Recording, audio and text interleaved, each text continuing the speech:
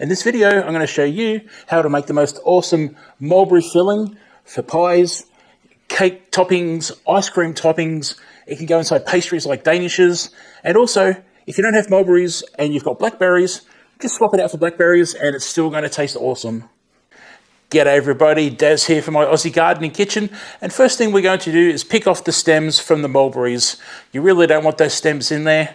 They're too hard, they don't taste nice, so they're easy just to pick off with your fingers, pinch them out, separate them, and put all the mulberries into your saucepan. Next step is to add all of the ingredients except for the corn flour, or cornstarch as other people call it. So you can just pop in all the things like the lemon juice and the vanilla and the cinnamon and the lemon rind. Just drop them all in there, the sugar as well. Now in my case, because of the quantity, I've got the large flame at a quarter heat. So I'm going to go to a rolling simmer at the very start. No need to add water to this recipe because you'll quickly see that the combination of the sugar and the mulberries are going to break down quickly, release a lot of liquid, and it's going to have its own syrup within a matter of minutes. Once that comes up to a really nice simmer, we just give it a good stir, making sure it doesn't stick.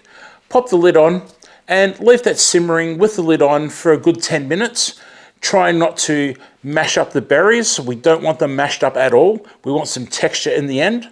And also, just occasionally, scrape the sides, maybe lift some of the mix around with a spoon and scrape the sides to stop any sticking that may burn in the long run. And definitely make sure that you're checking over that 10-minute period for any type of sticking and burning. So after about 10 minutes, I'm going to add my corn flour, cornstarch, and that's diluted with cold water, of course. Just a little bit of water just to get it runny and pour it in there. Now, if you're going to make a pie filling, I do recommend that you add extra just to thicken it more for the pie. But in general, this measurement that I've got in this recipe is fine for most cases other than a pie. Once that's done, I'm going to cook out that cornstarch and also over probably 8 minutes or so, reduce it down a little bit more to help thicken it and get rid of some of that liquid.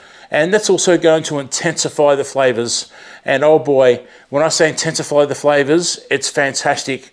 This has floral notes to it after the combination of the vanilla and the cinnamon and the lemon and the berries themselves. It's just magic. So after about that 8-minute period, my mix is looking really good. It's been on a nice constant simmer, not too high. I've never had to raise the flame at all. And it's come out as a really nice consistency. Now that it's done, it's up to you whether you want to use it as a cold dish or a hot dish. As you can see here, I've used it hot on ice cream, and my oh my, it was so good. Now I should mention that if you don't want a very sweet, syrupy topping or filling like this one is, maybe start with 3/4 of the sugar and see how you go with that recipe. And if that's okay, go from there. If it's still too sweet, reduce the sugar again by maybe another quarter. So do the half the amount of sugar.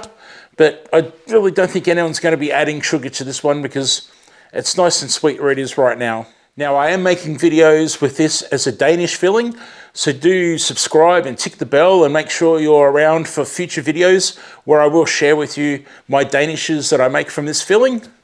This recipe will be down in the description, and if you don't mind, please check out this video on the screen right now because YouTube thinks that you're going to find this one very interesting.